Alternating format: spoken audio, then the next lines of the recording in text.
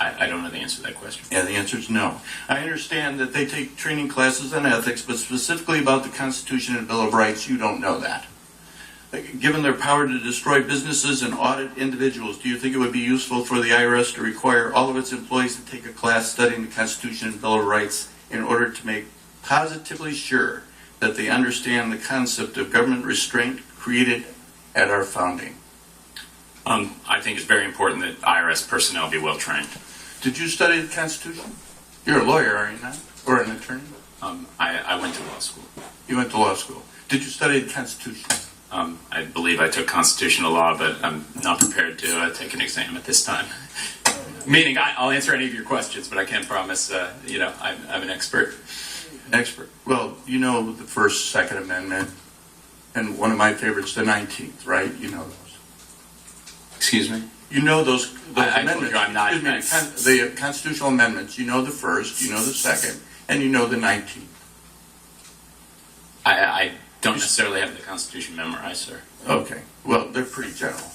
I mean, in what each one is. Like, First Amendment is freedom of the press, freedom of religion, and freedom to petition the government for redress of grievances. First Amendment, right? I really can't recite the Constitution, sir. Okay. Do you understand do you know what the word T in Tea Party stands for? I do not. It stands for taxed enough already.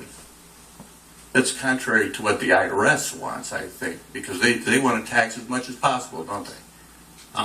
The IRS's job is to administer the tax laws that are on the books. Mr. Chairman, I yield back my time. Would the gentleman yield? Yes. Just briefly, I want to make sure this gets properly in the record. Yesterday we had a transcribed interview, and I'm going to ask unanimous consent to place at this time pages 189 and 190 in the record, without objection so ordered. And I would just read very briefly from it. This was to Ms. Paz. When we asked her about, did you ever accompany any other employees to their interviews with TIGTA?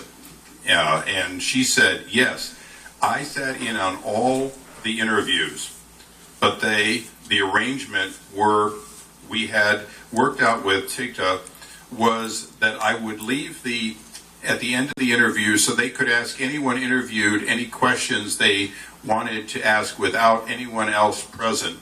So that was done. If that's correct, that her testimony that she was in at least what she thought was all the interviews, and that she left for a short time at the end? I've been informed by staff that that is accurate, sir. Thank you. And we went on with Mr. Hickson, one of my staff attorneys, asked, and he is an attorney, he didn't just go to law school, how did that arrangement come about when TIGTA approached you about conducting their audit?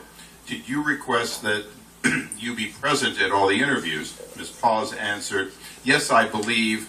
I can't remember if I made the request or Lois Lerner made the request, but we discussed that in order for the IRS to be able to respond to the report, we had to understand what information TIGTA had and what they were being told. Mr. George, you're a seasoned investigator. Those individuals who did that on your behalf, is that routine to basically let the target of an investigation/audit sit in so they know the questions and answers when they later may be a target of misconduct? The operative word, Mr. Chairman, is audit. Okay, so I'm going to stop you there. Yes. Because this was an audit, it was conducted much more, if you will, like people coming in and just going through the books to find out, how much more taxes you owe, right? It wasn't conducted as an investigation. That's correct. It was not conducted as an investigation. Okay, I'm going to conclude later during the last 5 minutes.